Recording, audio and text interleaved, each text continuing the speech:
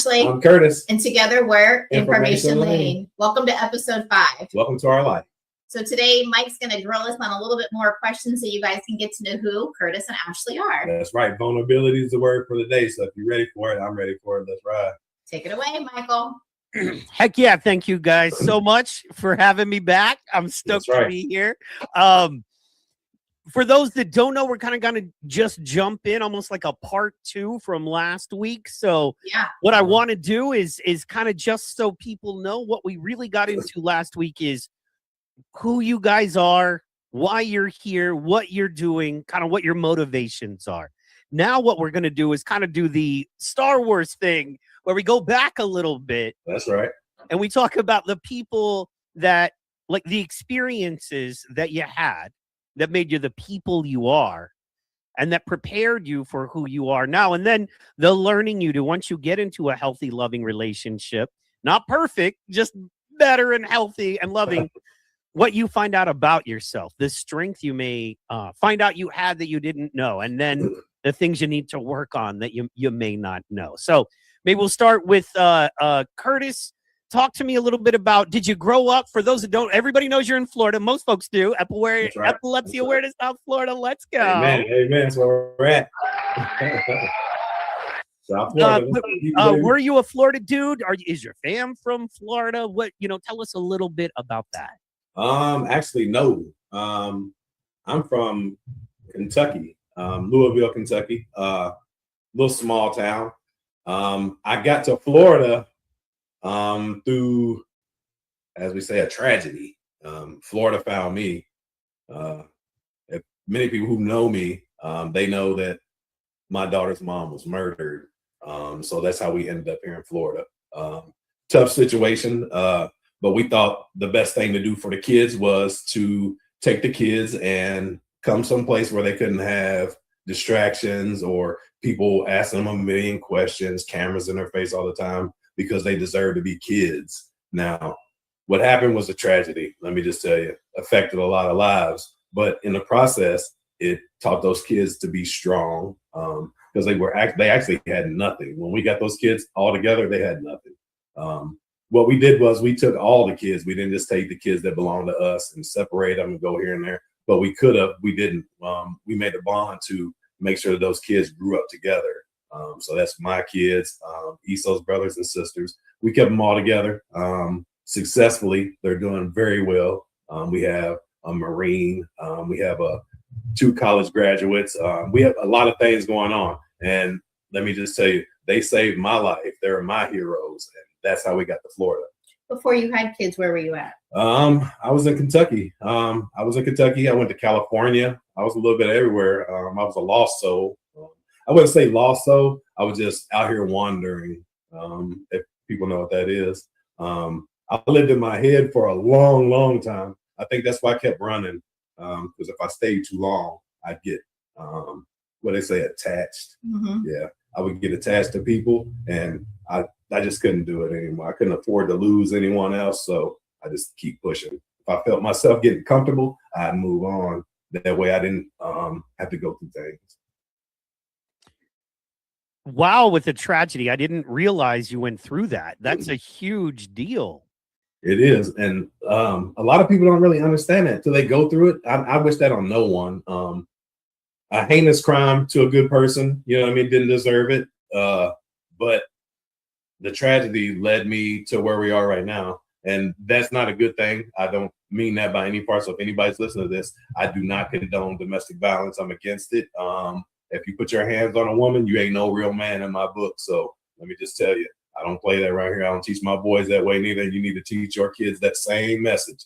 But I think what we did is we raised young men, young women. They don't make excuses. And I think that's where I got my strength is they never made an excuse for the day. They just kept up, succeeded in everything that they tried to do. And I think for the most part, Xavier, that's the oldest boy. He's not my son, but I treat him like my son. He is the one who had the most passion. He wanted to make his mom proud the most. And I tell him all the time, buddy, you did.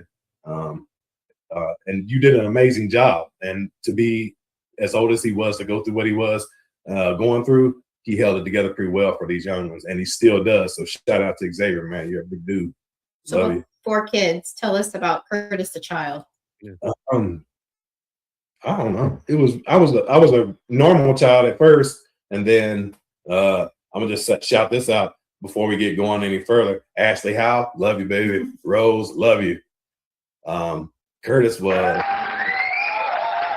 Yeah, let's if we can take it all the way back, and this is just because I know, and this is something that very few people ever on any podcast will be able to say, but if you're comfortable, if you could tell us about your mom and your dad, because I know, and that's crazy. So if you could tell us kind of the difference between those two folks and how unlikely it is they came together, Yeah. Buckle up. Buckle up. Let me just say, hey, that now, mind you, I don't know everything, but I know enough. Just from, I pay attention to everything. I was always the kid that listened. I was also a fat kid, so if you was in the kitchen cooking, I was in there looking for some samples. Let me tell you, and I'm still the same. But my mom, her family was all white. It was an all white family. Let me tell you, there was no nothing other than white folks in her family. And my dad, he was the only child. He was born on the 4th of July, so his birthday Saturday. If y'all get a chance, wish him happy birthday. He was the 7th son. He had 6 other brothers before him, and every one of those guys passed away at birth. So his mom was a high risk, and love you, Grandma. I love you, miss you. But she had him, only child, raised him up. His dad, his name was Eddie. He worked hard. He was, I don't know what his education was because we never got to really meet him.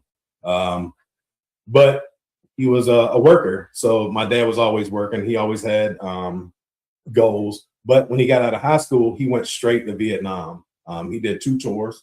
He was a door gunner. I don't know what else he did because he don't really like talk about it. But I know that PTSD is real. Folks out there, PTSD is real. You got to give them grace. So to say in the 70s, segregation was just about, over. Integration that started. There weren't no more all white, all black fountains. Some people didn't like it. So now here's where it gets tricky. My dad is an African-American, poor farmer, went to Vietnam, came home, found my mom, fell in love. But to come to find out, some of her family were card-carrying members of the Ku Klux Klan. So that's what makes it real rough. So you're not getting very many barbecues, or you're not getting birthday parties. You get called certain names. They were definitely rough. And, we'd always say we didn't want to go, but they made us go. But I think it was at that time when those soldiers was coming home, they were looking for love. They were looking for something other than killing. And I think that's how they met. I can't really tell you, but I still have the leather jacket that he wore on the day he went to, he was enlisted. So let me tell you, it's a fire jacket. I ain't gonna never put it on because it's too little. But I think they had dealt with so much because of the race mixing.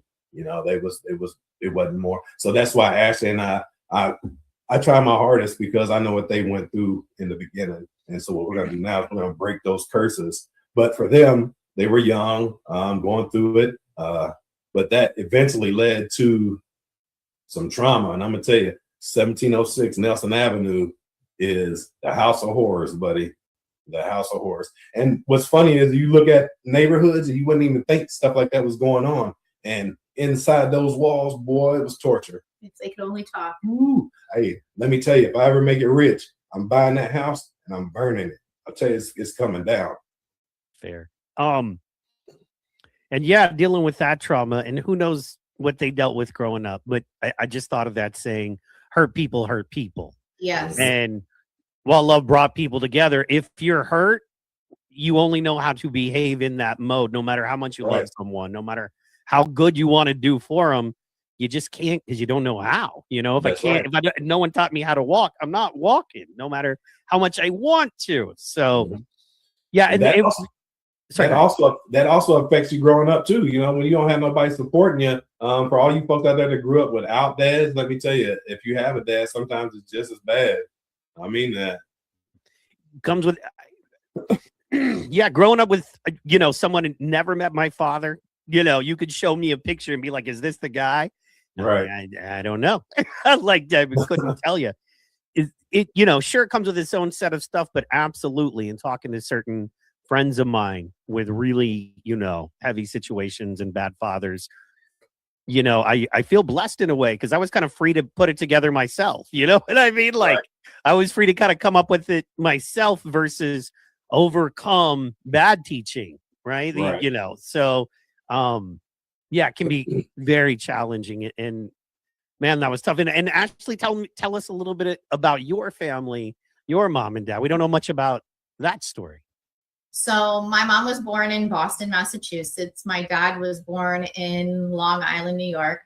They met in Florida. My mom, actually they met in the Bahamas. My mom graduated from Freeport High. My grandfather owned oil rigs over there. So they got married. My mom was 25. I think my dad was 27. After they got married, they tried having children. Didn't happen. Finally, it happened. And I was the first of two, my sister and I. My sister and I are 2 years apart. So my parents were together until my sister was 6 and 8. And then they divorced. They couldn't see eye to eye together. No hidden secret. My dad cheated on my mom. Everybody that's in the family, everybody all knows that. So for the majority of my years growing up, I was raised by a single mother. My dad was present, but he also was in the construction industry and he traveled a lot. So he was in the Grand Caymans a lot, building waterfalls for hotels and stuff like that. So my dad's relationship and mine was rough after that time, just because he was in and out, and I saw my mom as being a consistent parent. So, which is why I have been some of my characteristic traits, well, I should say a lot of my characteristic traits come from my strong-headed mother. And she's the kind of person that she absolutely did the best that she could. I never wanted for anything. She was involved in all of our school stuff. She was a loving mother. She was always there. She was there more than she probably needed to be. She spoiled us. I mean, I don't think I cut my first steak until I was 18 years old. So just to say, you know, like she was always there. We were Girl Scouts, my sister and I. She was involved in that. I was in dance. My mom put us in dance when I was 4. I was doing Patan, and then we went and danced, and I did dance for 18 years. And then when I got in high school, I danced in high school. I was on the dance team. I've done dance has been my passion for most of my life as far as a hobby growing up.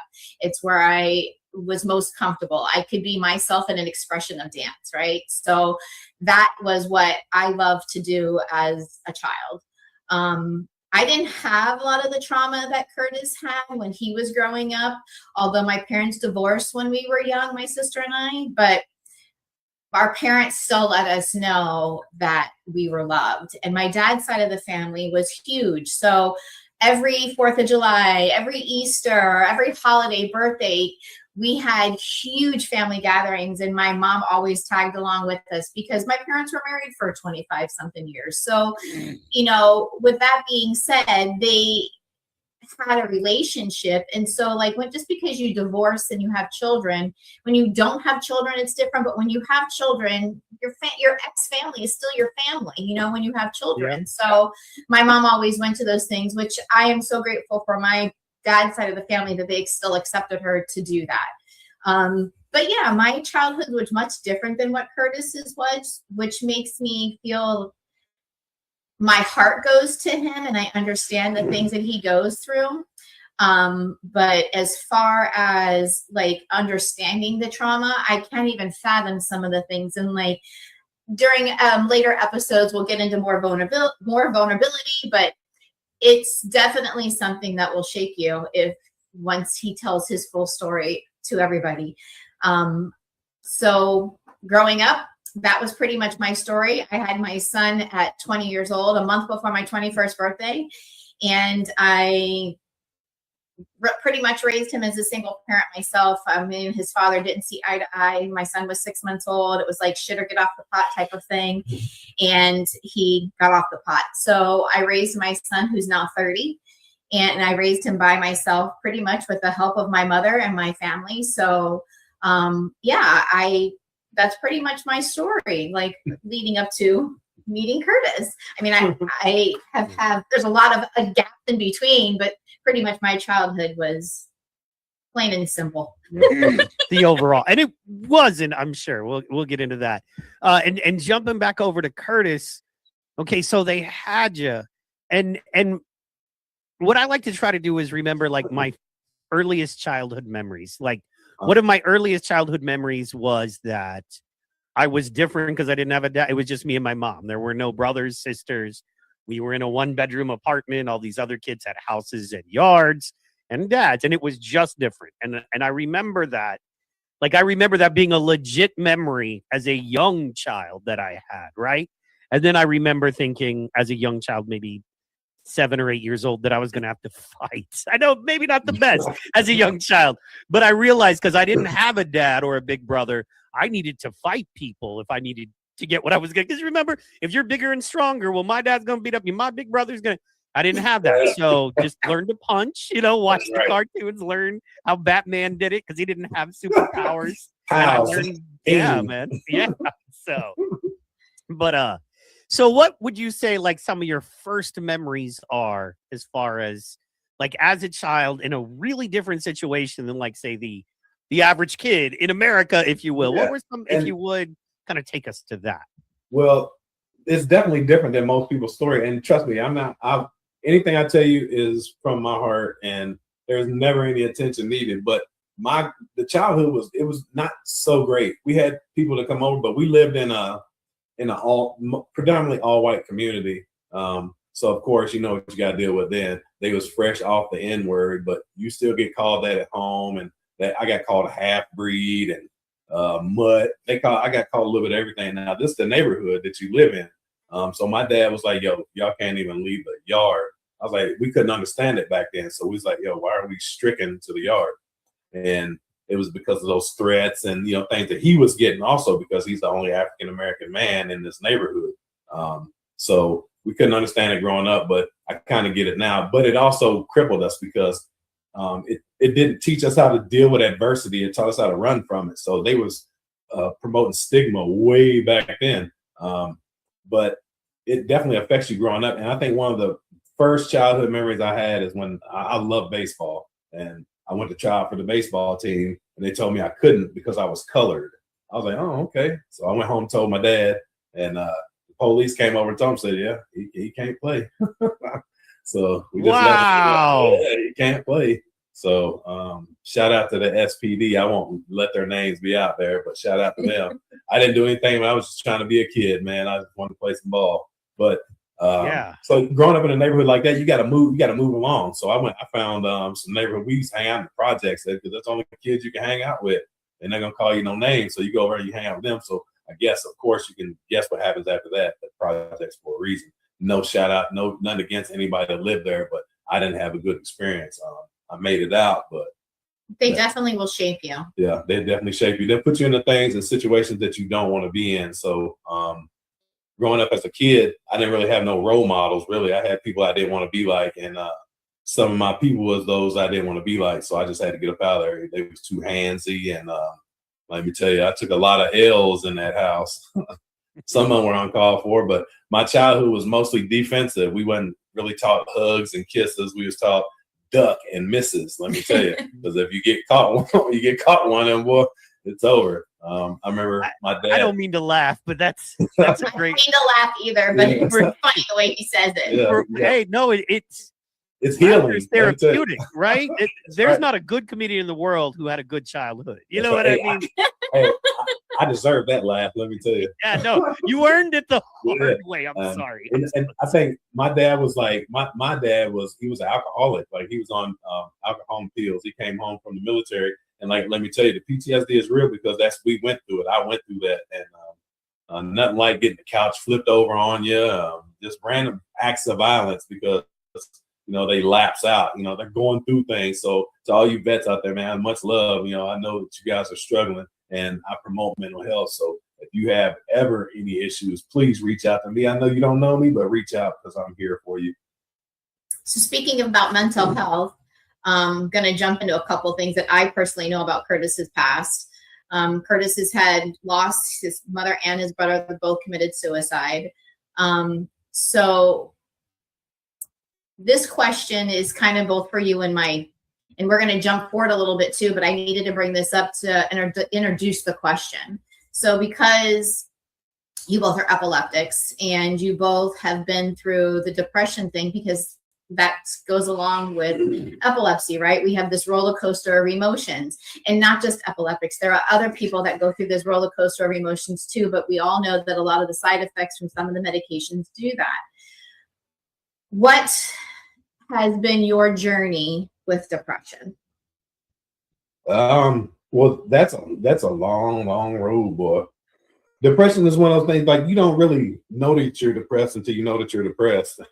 So, yeah, such a loaded question. Yeah, it definitely is. And I'm asking because for myself, growing up, my son had some depression issues too, with his father and things like that, you know, not feeling wanted, as most kids do without parents growing up. Yeah. I bet you could relate, right, Mike?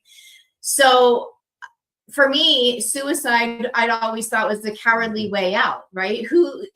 Life is so joyful. Why would you just want to take the cowardly way out? Right. But then hearing Curtis's story and hearing the pain that his brother and his mother had gone through, I totally think about it differently now. So like, that's where my question is really stemming from.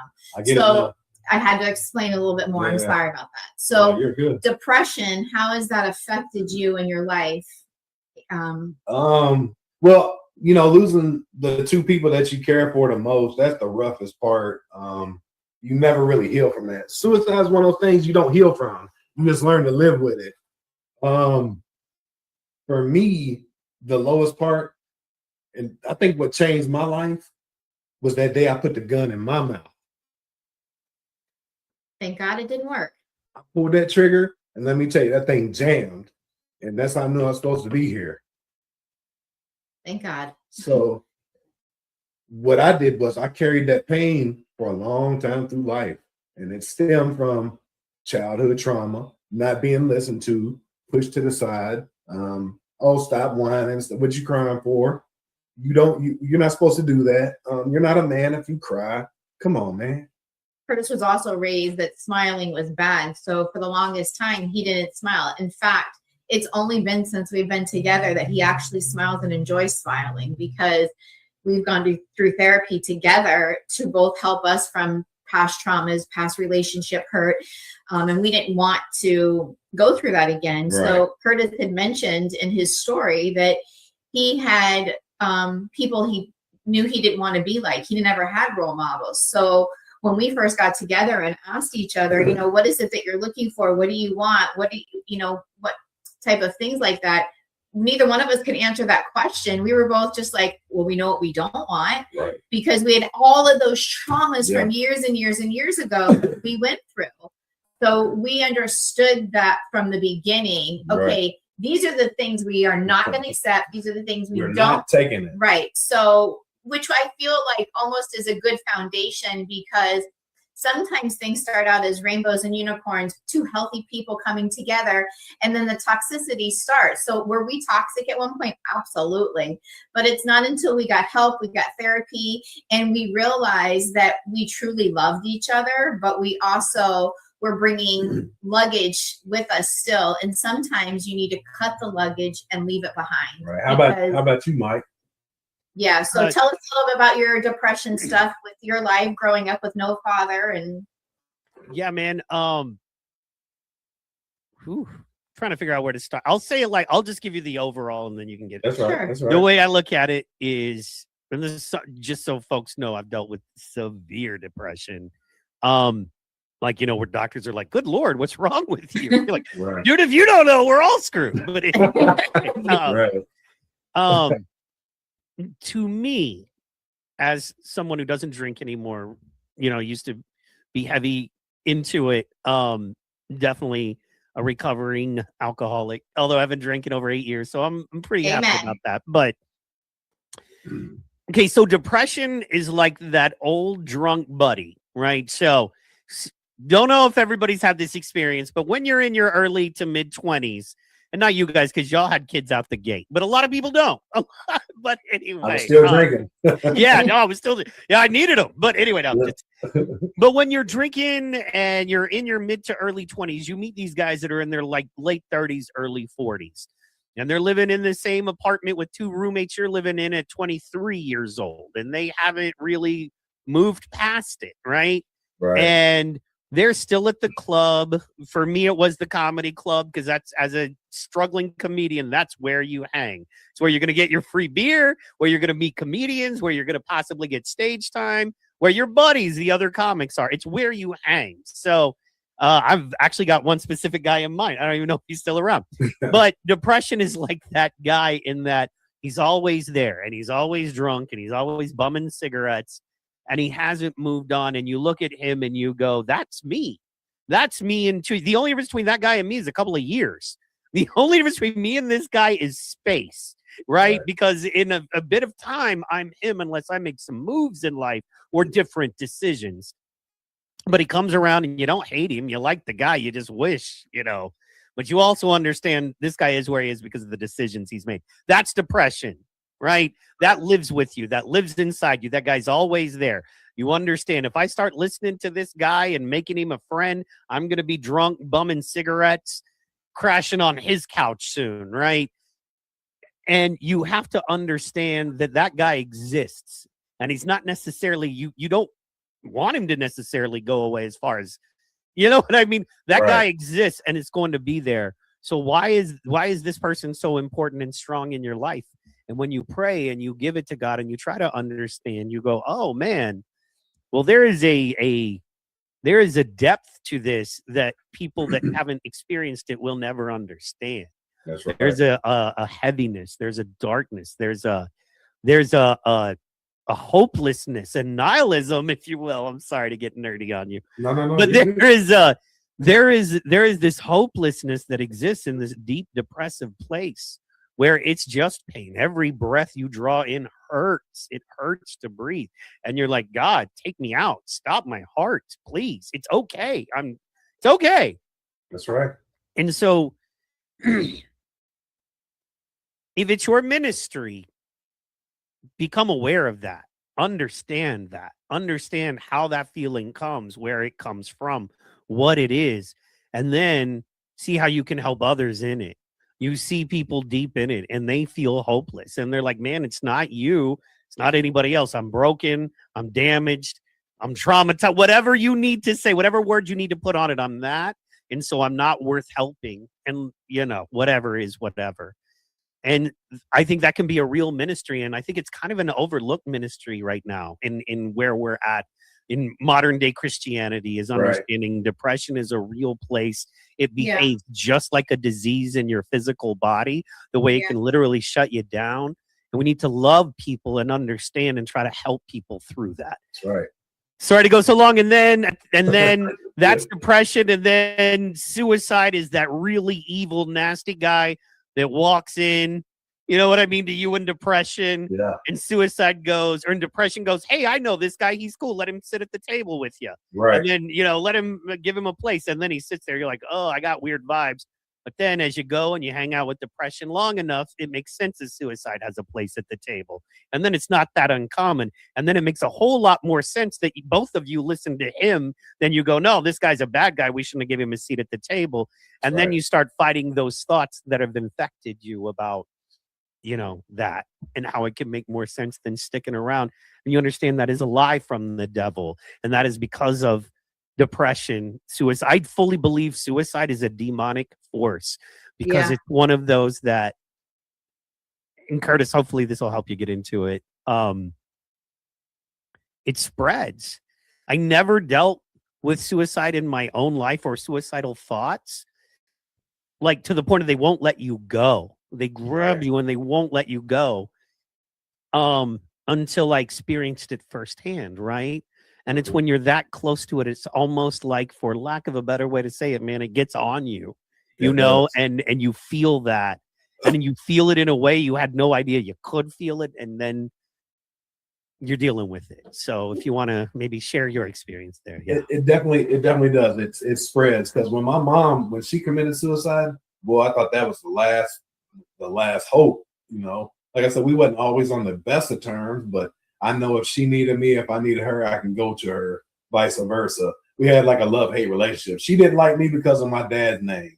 They named me. She didn't like me because she said I'm like my dad. But she depended on me to do most things. So when she passed away, I mean, it literally sucked everything I had out of me. I mean, I couldn't even leave the house. I wanted to sit in my room, do nothing all day. That's when I found liquor. You know, I started drinking and here and there. And next thing you know, I'm that guy that you're speaking of. And then one day I just got my life together. I was like, well, what are we gonna do? We got to sink or swim, buddy. And I chose to swim. Made all the right moves to get my life back in order from this one. And next thing you know, boom, just had a son. Amazed, a proud father. My brother's the best uncle everywhere. Got a call. My dad says, you need to get down here. I said, well, what's going on? He said, your brother. I said, oh man, what happened to get locked up again? Because he was always into it with the law. He was feisty. And he said, no, he's dead. Oh man, let me tell you, that was my Frank James. To lose two people to suicide has to be rough. Oh yeah. So now let's just fast forward a little bit. I know we're going to jump around in this episode. Now we fast forward a few years. You get diagnosed with epilepsy. Depression strikes again. Yeah. How are we dealing with depression this time? Well, this time, you know, I gave depression. It's like baseball. I gave depression 3 strikes and it's out. You can't get me. You can't get me again. I'm prepared. I think mentally I wasn't ready, but physically I was, you know, because I'm a machine. The dog is in me. I'm going to hunt. But my mind wasn't wrapped around it totally. I think it was rough. Do you think dealing with what you've dealt with in your childhood helped you deal with the epilepsy depression? Well, it did, because I knew I had to walk in faith. Back then, I didn't have faith. I wasn't deep into the church. Shout out Pastor T, Pastor Sean, my anchor church. We love you guys. But like I said, it definitely helped me because I was able to wrap my head around it, and I had to trust myself, because what helped me during the suicides was trust. I had to trust people. And just to go back, I hit back and forth. But when she said that I wasn't smiling, I didn't have anything to smile for. So let's put that statement on it. And going forward, my brother passed away. I have a son. I'm at my lowest. I mean, literally the lowest. And my son's sitting on my lap. He said, Dad, where's Uncle Droopy? And now I got to tell my 2-year-old that his uncle's dead. That's rough. So when I sat down and I put that gun in my mouth, I thought about what would my son say? Where's my dad? Right. So that's what saved me. Yeah. Trey, that's my dog. He saved my life. Because I don't want him to sit on somebody else's lap and be like, where's my dad? Yeah. And as a single parent with a 2-year-old, dealing with your brother recently taking his own life, already having your mom's taken her own life, what was that one distinctive moment where you said, enough, I have got to do this? The day I put the gun in my mouth and that thing jammed up. I mean, literally, that thing jammed. 9mm, Smith & Wesson, it was in there, hollow point. Don't do it. Suicide is not worth it. Your life matters. Trust me. I'm sitting here today because miracles. I believe in Jesus Christ. He's got me sitting here in front of you today. These tears running down my eyes because I believe. Yeah. Well, thank God that you do believe, because our lives, this podcast wouldn't be here if you weren't here. I love the fact that it's not even about me. It's about the mission. Like epilepsy, I learned to deal with the depression through epilepsy by watching other people. There's other people out here who have it way worse than I do. I've talked to people in Kenya. I've spoke to people in Russia, Tanzania. I've spoke to people all over this world, and we have the right to be upset. Definitely. But these people have nothing to lean in on. There's no education, there's no resources, there's nothing for these people, just like there's nothing for us here. So the depression that comes along with that, it comes because you feel like you're lost. There's no help, like you're stuck. There's no answer. There's no way out. So people dig down inside their head, they start living there, and that's where that depression comes from. But for me, I was always told, and I live by this. One of the people, Ed Milet, just go listen to him. That man will have you motivated. He'll want you to build something on the moon. I promise you. But One more day. it took for me to believe in every one person, because I have a motto. I said, all it takes is one person to believe, and I'm that one person. So everybody out there, just know I believe in you. So we talked about mental health, and we're both on Facebook actively. We have our social media page, Epilepsy Awareness South Florida, SFL. Go like, subscribe, follow. We're both very active on social media, and I come across a lot of posts of people that are in relationships that have epilepsy. And I see a lot of people saying, I recently just came across a post the other day, people saying, my wife can't handle my seizures anymore, or my husband says I'm too much, or all of these things, should I just let him go? I don't want someone to see me having a grand mal seizure. I know it's hard for them to watch it. All of those things. I want to ask both of you, because you both are married to amazing women. Hey. Very Let's beautiful. go. That's right. How having epilepsy and having seizures, has that affected your relationship at all? Or do you feel most comfort that having your person so that you know that you have that unconditional love? Mike, go ahead, Mike. Man, I'm lucky because I met her after I developed my epilepsy, right? So one of the things she realized was I was struggling with it. I was having, focal seizures and not realizing them and not getting stuff done. And she's like, people aren't happy with you, but you don't remember, you can't, because you don't know what's going on, and you come back and you've lost time or you didn't get something done. You don't even remember till 3 days, and you call and go, hey, were we supposed to do a thing? And they're very upset with you, but they don't understand you won't remember for 2 days unless somebody tells you. And at the time I was living by myself, working full time, and then had some other things going, was, starting the PT pod thing. So I had no idea a lot of this stuff. And then I got with her, and she was kind and loving and understood. So I was real lucky, blessed, way past lucky to blessed. I tell her all the time, and I mean this, that she is my living, walking, talking proof that God loves me and wants the best for me. Straight up. Oh, I love that. Shout out to Amy. Let's go, Amy. Shout out Amy. Let's go.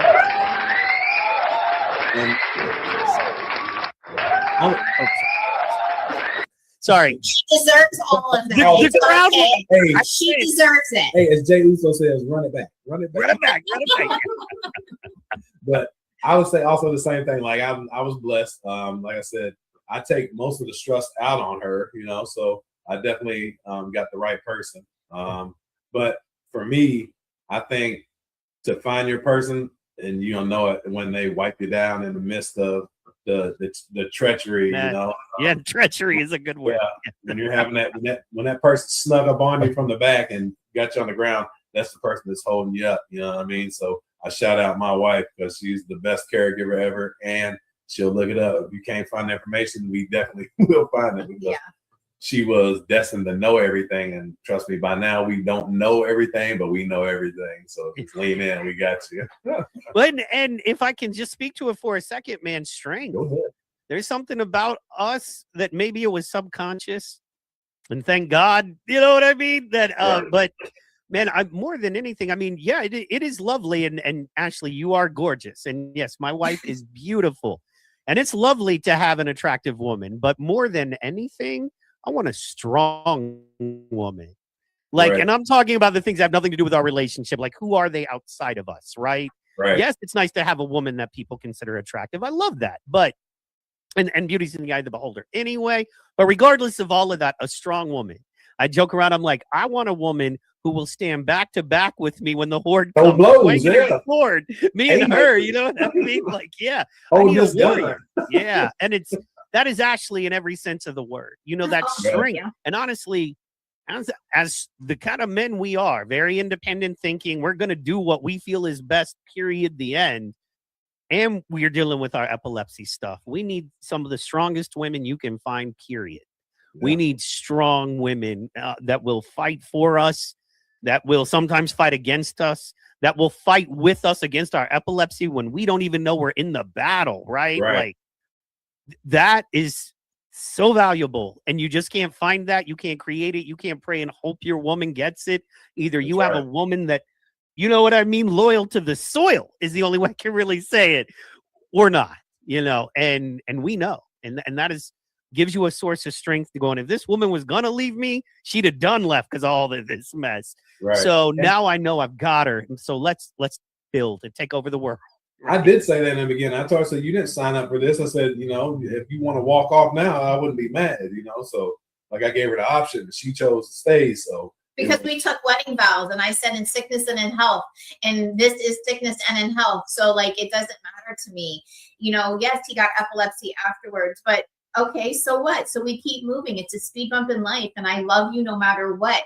You could have lost your left arm, and I could care less. Like, I still love you. I love you for who you are, not your abilities of things. You know, and I have to say, give a shout out to my mother, because if it wasn't for her, I wouldn't be as strong as woman as I am, because she was a single mom, and raising two girls in the 80s and 90s wasn't, I mean, it's not nearly as challenging as it is today. With technology and everything, and thank God there wasn't technology, so there's no proof that I was a horrible child. Well, they said she was bad. But oh, we can tell. I paid her run for my money. I mean, my sister and I were yin and yang. My sister was like, why can't you be more like her? And I was like, don't be like her. So, but I also wanted to live life. I wanted to have fun and, you know, all those things. But yeah, shouts out to my mom, because if it wasn't for her, and again, shouts out to my grandmother on my mom's side, because my grandmother was a rock. If God, I wish Curtis would have met my grandmother before she passed away, and even my father. But my grandmother on my mom's side, she was a rock. I was her guardian angel before she passed away. I quit my job. I took care of her before she passed away, because she did not want to be in a nursing home. And for me, family is everything. So I wanted her to be in the safest place. I wanted her to be comfortable. So yeah, shouts out to the strong women in my life that have shaped me to be the woman that I am today. Right. And my mom always had a motto, and it was, if you want something done right, do it your damn self. Amen. That part. What is, I see how y'all are like, when people get to know you two, it makes total sense you're together. You're like, oh, of course I would put these two together. If it was like a game and you pick two people, of course we would pick you two. And like, what I thought was funny though is, like, she was raised that way to be strong. And my childhood, I was raised to carry the load, because God knew whenever I got older, I was going to need that strength on the inside. So I think He did everything. Everything's for a reason. And I think the good and the bad, because without one, you can't have the other. So. Amen. Now, let me ask you this, because even I don't know, but in the Lane clan altogether, how many offspring are we looking at here? 12? It's like the Lane's house on the prairie, you know? No. Well, I have three. I have three. Ashley has one. Now, the other kids, Xavier, Selena, Emilio, Kendall, them are all from the other side of the family. Emilio, Selena, and Xavier and Isabel are brothers and sisters. They share the same mother. But being as they were Isabel's siblings, they came along for the ride. They were not going to leave them, no soldier left behind. And there was a lot of sweat and guff over it, you know, but ultimately the kids made the decision. And I told Xavier, we went to his mom's funeral, and I told Xavier, I was sitting with him on the front row, and I told him, I said, man, I'm here for you for the rest of your life. You can't get rid of me. You know, Esau's my daughter, so I'm here for you. And we've stuck to that, man. Let me tell you, these kids are flourishing. They're doing amazing. They're going to be pillars in this community. And it's not what we did, it's what God did. God put us on this mission, and now He's going to finish this mission with this podcast, this information lane, epilepsy, awareness, education, outreach. Here we come. And Curtis has, well, he has a sister, a younger sister, and he had a younger brother. And he also has a half brother. So, and then I just have the one sister. Like I said, we're 2.5 years apart. And that's all I have for siblings. Hey, and you know, blood does not make family, you know. That's right. Being No, from the it South, doesn't. it's kind of two rules, man. One, show up with a plate for Thanksgiving. Amen. And two, if we're doing a big thing, a work around the house, and you drive by, pull over, grab a load. Like then That's you're right. family. You're That's family right. to us. Yeah. That's right. That's right. Help out. And it's crazy how this community with epilepsy, there's so many people that touched your souls. I mean, we've had so many people come Man, into our lives feel my that heart, man. it- You'd be amazed. it's definitely amazing. I mean, if it wasn't, like I've mentioned on other episodes, and I'm going to continue to say it until you guys get sick and tired of hearing it, and even if you are, get over it. But if it wasn't for Ashleigh and Rose Howell, I don't even know where I would be in life, because she is an amazing caregiver, and she's somebody that helped me navigate this when this first started. I knew that epilepsy was not a cure and move past it type of thing. This was a long life thing that we were going to live with for the rest of our lives. You know, and everybody has hard days, and some days there's days where I'm like, I can't do this anymore, but it's not physically meaning I can't do it. It just means like I can't do it right now. You know, like, and I'm allowed to have bad days as a caregiver and his wife. You know, that's where the fine line comes. I'm going to be honest with you. Sometimes if I'm having a bad day and I want to vent to him, sometimes the emotions just get a little bit too much between the two of us. And now we have to remember we're on the same team, because he too fights his own battles daily with things that he can and can't do anymore. You know, he didn't used to take naps before. And if he takes a nap, it's a great day. So there are just certain things that we know that our life has to adjust to. Same thing with, like we've talked about, short-term memory. When Curtis has something to say, I need to allow him to say what he has to say. Because if I keep talking, when I go to ask him, he's like, I don't know, I forgot. So, and that's just part of epilepsy. It's the short-term memory loss. So, you know, there's a lot of things to navigate through this. And we've mentioned this before, our pastor, she was amazing too, helping us navigate this. And our senior pastor, they're married, he was her caregiver. So it was really helpful to have a community of people that are considered family. Absolutely. You build that family, I think, especially after the kind of the conditions, and then you guys sharing with us kind of what you've been through to be where you are. You do build a family. It doesn't necessarily look like a nuclear family, but it works, man. And that's the most important part. The fun part for us is that so now we're pillars of our community, because we're doing this Information Lane podcast, and everybody watching, thank you so much for your support. We appreciate you. But for instance, we went to the mall the other day, and my girlfriend's daughter was working at a store, and she's like, I've been watching you guys' podcast. That would just like totally filled our cups. I was just like, oh my God. But to hear like friends and family, so to say that they're watching, and, you know, in random places that you don't expect, is amazing. And it makes you feel like what we're doing is changing lives, and it's helping raise awareness, and it's spreading things. So because people are starting to become more open to telling their stories, because they see us sharing our stories, and that's what we want. Right. The more people that share their stories, the more awareness, the stronger the stigma break will be. And to that, I mean, yes. And like, there are so many dudes, I think, out there like me, and maybe in Curtis's position, when you wonder, am I ever going to have love again? And what's it going to look like compared to in the past? Because now I'm different. So every experience I have is going to be different to a certain extent, you know? Right. And then they tune in the show and they see somebody like you and guys like me and Curtis that, you know, aren't in love and married yet. We get hope. We're like, oh my gosh, you could get an Ashleigh. Like, you know, be a good man, be a Curtis, and you could get an Ashleigh. And then we know there are women looking out there who wonder, you know what I mean? Am I going to find a good man, especially nowadays? And then they see a Curtis and they're like, be an Ashleigh and you could get a Curtis. And that's what we're talking about. And it's out there. It's out there. Let me tell you, it's out there. There's somebody for everybody. You just have to, you cannot love somebody, or you cannot find somebody broken. You will never find anybody in a broken state. So, what you have to do is you got to heal first. And that goes back to that mental health. What I did is I let all that stuff go. I apologized to the younger me, and I moved on as the older me. So, gotta love yourself. That's right. You got to forgive yourself for everything that you allowed yourself to go through. And then that's when the heal begins. And then until you can love your own heart, you can't expect somebody else to love it. I mean, literally, you got to love yourself before you can actually truly pour into somebody else's cup. And that's when they say you're whole as a human being, when you can love yourself and someone else. Yeah. Awesome. And I did want to ask, because I gotta ask, because I can't cheat the game, y'all. Can't cheat the game. So, like, okay, so you're married.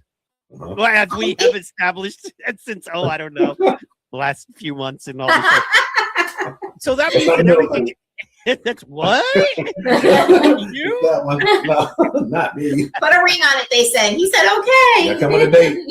So I know you guys have never, had a fight or a disagreement or argument ever in your marriage. Oh, Never. Right? But not even today. I can only imagine. But anyway, here's the thing. As understanding as you guys are, as kind as you are, as strong as you are, look, there are challenges, man. You know what I mean? And you've shared a little bit about that. But if you guys can talk a little bit about the things you do to respect and love the other person, even maybe when you're clashing heads, or to understand the other person and what they need. We've talked about love languages, but also applying love languages can mean in those times of conflict, allowing the other person to be who they need to be in that unhappy place, which I understand as a caretaker, it's kind of what you do. It's kind of what you have to do sometimes. It's just like, we just have to let them be in that place. So if you guys could talk a little bit about that on both sides of it, because I know there are challenges with that. We pray a lot. So before we found our faith, a little over a year ago, when I say find our faith, we've always been faithful people, but not religiously faithful, if that makes sense. And when I say religiously faithful, I mean going to church, getting baptized, doing all the things, spreading word in the community, praying and serving, our community, praying over each other, praying for each other, praying together with each other. So those are what I mean religiously faithful things. So we learn how to talk to each other through therapy, because we did not know how to communicate to each other. It's almost like one of us was waiting for the fire to ignite just to unload on the other. And so when we were good, we were great. But when we were bad, I don't even want to remember what we were, because it was bad. But now having epilepsy and being a wife and a caregiver, it changes the whole perspective on things, because one of his triggers could be stress. And so I don't want to add stress to my husband. So it's learning how, and this has a lot to do with faith. And I know some people, women especially, aren't going to understand this right now, but it's being a godly wife to your husband. And sometimes not everything needs a comment. And I'm not, in this world today, especially the way that I was raised, is to be strong, independent. I don't need a man type of person, right? That's not so true. Everybody needs somebody to love. Everybody needs someone to lean on. Nobody wants to die lonely. Nobody wants to die lonely. So it learned me to bite my tongue a lot, pick and choose my battles. Not every conflict between the two of us deserves energy. And we were fueling each other's fires all the time and just giving it energy that it didn't need to get. And we've had conflicts, and when we realize that we're having a conflict, we stay silent. And we don't feed back and forth to each other. And maybe later, in an hour or 2 hours, a day or two goes by, we learn how to communicate that frustration, how we were feeling, in a different time. Because to continue an argument and to keep going back and forth with each other serves us no purpose. Right.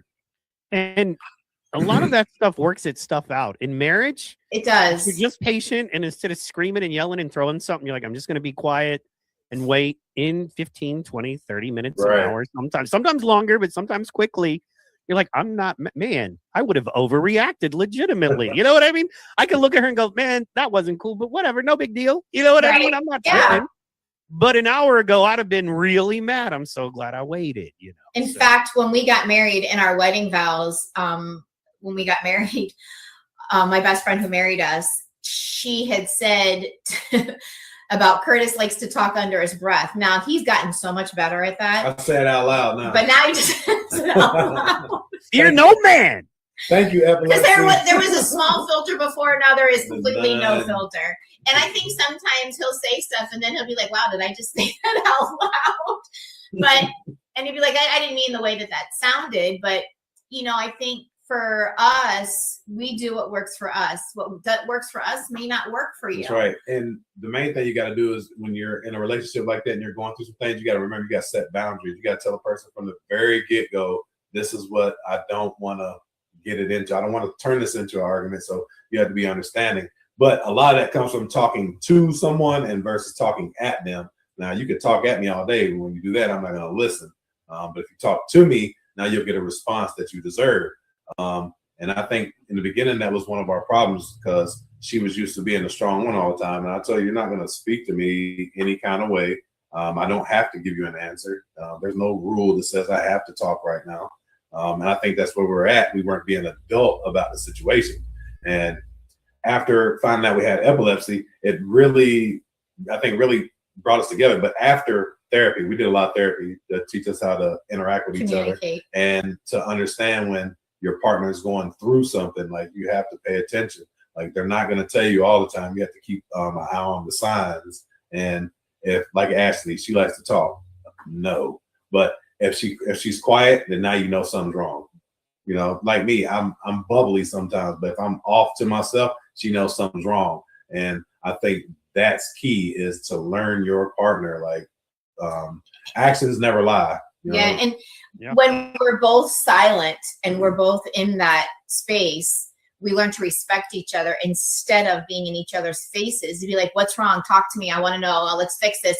You have to give your person your space, because sometimes that's what you need. You need time. I'm a marinator. So like when we have a disagreement and stuff, this goes for me in any relationship. This is not just in my marriage. If someone's attacking me or coming at me or saying things, I take a minute to think about it, because for the most part of my life, was spitfire. You said something to me, I was spit and fire right back to you. And it never served me any purpose. And I found myself into more trouble, more hot water than if I were just to sit and marinate on something and be like, all right, let me think this through. Or have you ever been in that situation where like someone's going back and forth with you, and then like an hour, 2 hours later, you're like, damn, I should have said that to them. I've learned how to sit back and do that so that I don't have to have those, damn, I should have said that moment, because I did get to say it, because I got to marinate over it. And while I'm sitting there marinating, I realize this isn't even worth my time. Yeah, but every now and again, a snappy comeback that just cuts their head off. Oh, we still do that. You definitely got to chop the knees off now and then. And definitely got to keep them on their toes. That's right. Oh, I didn't realize I was dealing with a stupid person. My bad. Chop block, 15-yard penalty. I forgot this is your world. We're all just living in it. Every marital argument should come with a referee. You know what I mean? Definitely. Flag on the roughing the passer. All sides. Encroachment on the wife. Yeah. Invading personal space. That it's just beautiful what you guys have. I know wanted to talk about your background, and we did some of that today, but it's just what you guys have. And everybody knows you're not perfect, because you tell us all, hey, we're not perfect. Definitely. No. Everybody knows you Far go from through your it. own fair share of things, because you share that with us. Right. But at the same time, you're doing that. You're reaching out in your community. You're being amazing parents. You're being an amazing husband and wife. You're helping us all with epilepsy and to kind of make sense of it and what it means as an adult, kind of, you know, with a machete in tall grass and just cutting through this thing. You know what I mean? I guess our doctors are the dudes on the stands, you know what I mean? Way up. And I guess we call out to them. They're like, 20 degrees left. And we just, 20 degrees left and keep chopping. And being out here, taking the lead is so important and huge. And we just appreciate and love you guys for that. So thank you. Thank you for that, man. We thank you guys also, because if it wasn't for you guys supporting us and showing us some love, we'd still be fighting stigma today. And like I said, if it takes one to create 1 million, that's what we're here for. We want to landslide. These people have to recognize us, and it starts one conversation at a time. Change lives, speak about it, talk about it, educate a friend. We talked to our banker today. She didn't know one of her friends had a seizure. They was going to put stuff in her mouth. And that's why I push for seizure action plans in all states. Please, we got to get this thing under control. And SUDEP, we need more research, we need more funding, we need education, outreach, because these people are losing their loved ones and it's going silent. We know this podcast is reaching a lot of people, and we're so blessed and so thankful for that avenue. But we also want to know that anybody that's watching, drop in what state you're watching from. We want to see how far this ripple effect is happening. And if you're watching us on a replay because you weren't able to watch it on the live, hashtag replay. Sure. Just let us know where you're coming in at. We would love to feel the ripple with you, and it fills our heart to do these types of things where we can raise awareness in our community, and we can just make someone else's day brighter. And maybe someone's watching this right now that says, hey, I'm in a similar situation and these people are making it look so easy. Trust me when I tell you, it is not easy. Right. But everybody puts on a mask, everybody does what they're supposed to do, and at the end of the day, we're still living life like you, and we're still going through the same daily struggles that everybody else is going through, and we're learning every day. Hey, and also, I also want to make a point here. I had a young lady reach out to me the other day, and what I did was I borrowed her picture, and I made a post, and I thought it was pretty successful because I was trying to show her work off. There's no shot at her from one artist to another. I copyright all my material only because I own it. But I'm here to tell you today, use it, share it. Whatever helps you, I put it out there for you. It's from me to you, and I want you to use it.